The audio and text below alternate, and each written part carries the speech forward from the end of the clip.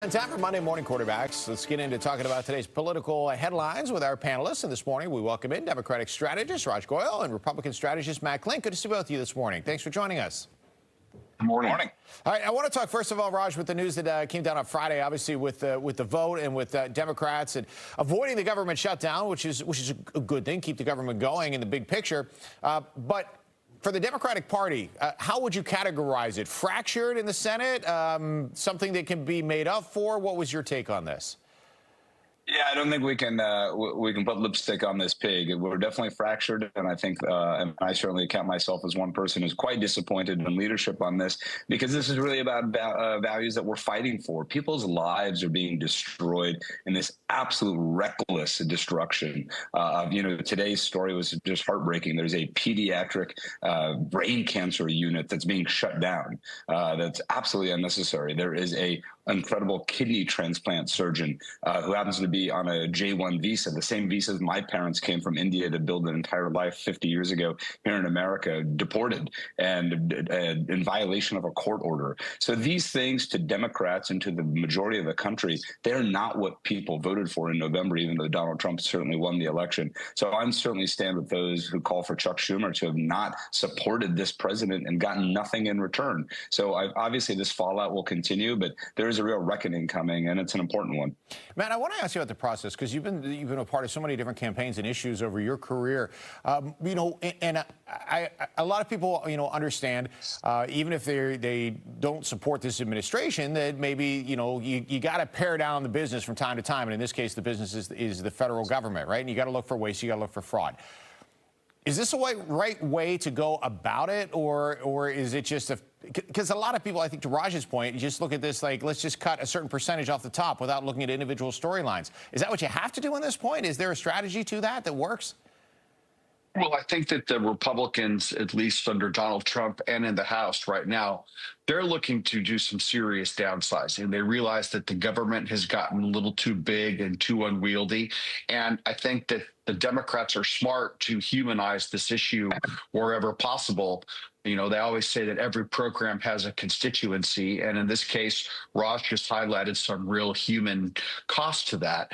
However, on the macro level or in the big picture, that there are some significant waste, fraud, and abuse, and just frankly, some pretty stupid things that government should not be involved in. And any cut is always going to be painful for Washington, D.C., because the bureaucracy wants to continue to grow. It's a beast. So, I mean, yes, it's painful, but I think in the grand scheme of things, it's what's needed to put this country on the right path. So, Raj, back to your original point then, and speaking of like pain levels, right, because this decision was made by the Senate leadership, at least at the top with Senator Schumer, is it repairable, or has the precedent essentially been set now for any future challenges? Well, I appreciate Matt's point, and one thing I want to say is that it's really not about the agencies, and as Matt said, in just terms of political framing here, it's about the people's lives who are impacted. And one of the reasons that Democrats have gotten ourselves a little bit twisted up is that we're focused on the process and the institutions, which is less important than people's lives. And so one of the things I think Matt and I may agree on, is there waste in government? Of course there is. It's in big Pentagon weapon systems that we're paying too much that we can't even afford to use. It's in health insurance fraud. What people in their bones and common sense know is waste, and that we should actually cut the grift in the government. And, I was a technology CEO, successfully sold a company. You know how much waste and bloat there is in the private sector? I sold software into some of the largest companies in the world. Of course, there's bloat everywhere. We should all be against bloat. But as you said, this is not really cutting bloat. This is indiscriminate ideological war. If you don't like Donald Trump, you're on the chopping block. If you're a union, you're on the chopping block. But if you're actually doing good things for our country, like pediatric brain research, if you're doing kidney transplant surgery, is there a reason that we're messing with you? I don't think so. I guess the question then, Matt, is one of many. How long can you keep this pace, right? If you're this administration, and I get it, you're looking to cut as much as you possibly can.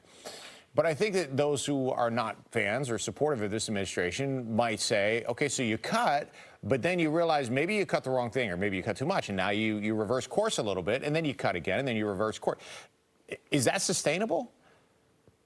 Well, I think you're looking at it from the wrong perspective. I think what really the Republicans are trying to do right now is everything that's been done to date has just been tinkering around the edges.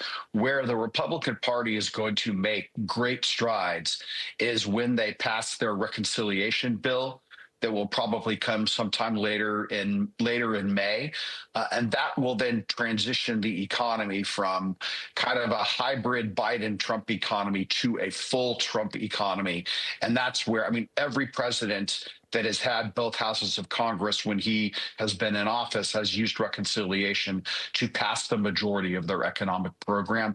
That's where real big changes will be coming. So these cuts are important right now. They're symbolic. They were overwhelmingly supported by the Republican base and the independents that voted for Donald Trump.